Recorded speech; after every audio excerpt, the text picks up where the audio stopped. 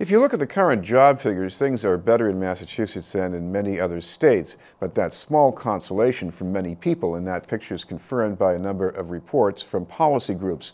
One of them is from Mass Budget and Policy Center, and joining us from the center is the Executive Director, Noah Berger. Noah, thank you very much for being with us. Happy to be here. First of all, talk about the downside, because it's almost hard to talk about the good things without feeling that there's still a draft behind us here. There's more than a draft behind us. That is, we are still in an economic crisis that's really the worst that the country has had since the Great Depression. We're 4 years into it now. We still have not recovered the jobs that were lost during the beginning of this recession, and that's never happened before since the Great Depression, to go this long without really recovering. And even beyond that, even looking beyond the recent recession, if you go back a decade, and really 3 decades, it's been a tough time for regular working people. That is, wages for low-wage workers have hardly gone up at all over those 30 years, whereas if you look at the post-war period before that, they went up pretty dramatically across the board. So wages for low-wage workers, wages for middle-wage workers have not gone up that much over the last 30 years, except for a brief period in the 90s.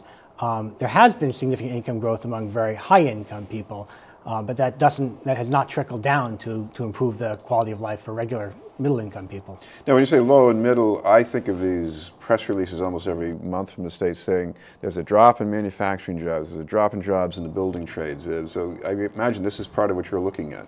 Yeah, that's absolutely right. There's been a long-term trend of a loss of manufacturing jobs. One positive thing for Massachusetts is really more successful than any other state. We've made a transition from, in the late 1970s, we were a pretty depressed and declining industrial state that was losing its industrial jobs. And we've more or less transformed ourselves into a state that's built on higher wage for some people jobs that require higher levels of education. And in fact, if you look at it, we have a higher percentage of our workforce with a college degree than any other state in the country. And that has a lot to do with why, in fact, while things are tough all over the country, we're doing better than most states. We have a lower level of unemployment than most states. We have a lower level of poverty than most states. We've lost fewer jobs.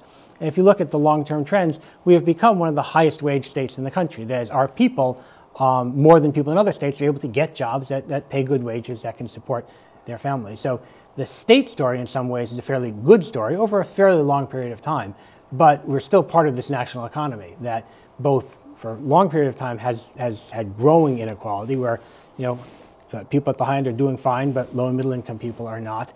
And then we're still trying to recover from what has been a pretty devastating recession for people all over the country. Now, I know that people with those higher wages are doing fine, but what about the ability of the other people to keep pace? Are they keeping pace? Or are they losing ground?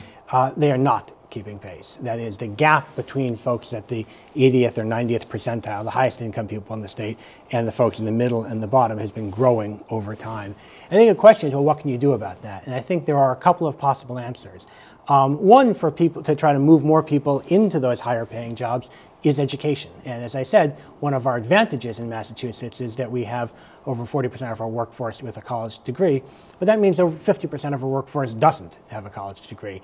And if we really are committed to helping, raise everybody's income standards and frankly strengthen our overall economy, one crucial thing is to expand opportunity to learn, to make sure that kids, regardless of what neighborhood they grow up in, have access to decent education. And it's everything from preschool to K through 12 to access to higher education, which will really allow many more people to get those kinds of middle-income jobs.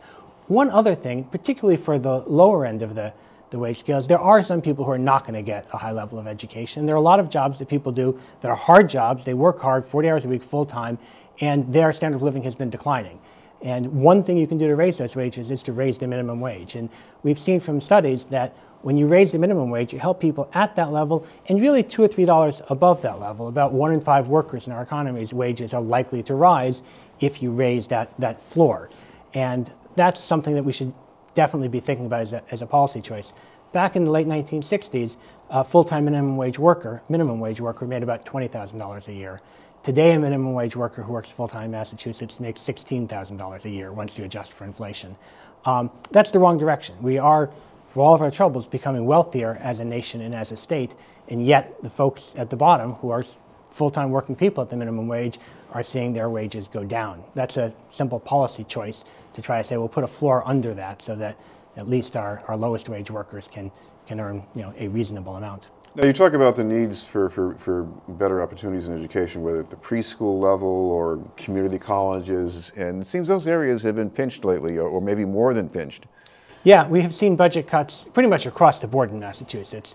They've affected everything from general local aid that goes to things like police and fire to education, particularly higher education. We've seen fairly deep cuts over the past 3 years and actually over the past decade to public higher education. And that really puts at risk access to higher education. As we've seen around the country, the issue of student debt is a growing problem. And part of the reason for that is that public colleges and universities across the country have seen funding drop, which means shifts have to go on to people who are raising fees and tuitions for low and middle income people who are trying to attend school. And at the same time that we know the most important thing for those kids, and really for the future of our economy, is making sure that they get access to a good quality of education, those fees and those tuitions may very well be serving as barriers, keeping them out, making it impossible for them to do what we all know that both for them and for our economy is really critical, and increasingly critical, more so than it was. So those college students who have this burden of the loan debt, it means all the more time before they can get married, buy a house, spend more money. Yeah, no, that's absolutely right. It drags down on their lives, and also young people looking to the future. If they look and see people who've gone to college end up deeply in debt and not having the ability to advance the way they might want to, it's really discouraging to those people who are exactly the young people we want to be saying, make those investments, put in that time, work hard, try to get a good education, and that really we know that will help their own economic strength, their ability to support a family, but also our ability as a state to attract the kind of employers that we want. That is, employers who have jobs that pay good wages are looking for the place where they can find a lot of well-educated workers. And it's a whole spectrum of well-educated workers. That is, we do well having MIT with great scientists, but a lot of those companies need not only those people, but also lots of people to work in the labs, and in a lot of other sort of mid-level jobs where you need at least a 2-year, and in many cases a 4-year college degree. Now, I know this is a state that maybe suffered less than others as far as job losses, but another way of coming at this is to say, with all the skill and the potential workforce here, there should have been more growth than there was too. Yeah, well, in the last 3 or 4 years, the problem has simply been our national economy has not been growing. And many of our companies they don't just sell in Massachusetts, they sell across the country and frankly across the world. And the recession means there's just not the demand for products. So even if you have the best companies, the best workers, until the national government gets the national economy moving, our state economy cannot have a robust recovery. We can either do a little bit better or a little bit worse than the overall economy, but it's almost impossible for one state and a national economy to be going up while the rest of the economy is going down. Thank you very much for being with us. Thank you. It's great to be here. Thank you. Noah Berger from the Mass Budget and Policy Center.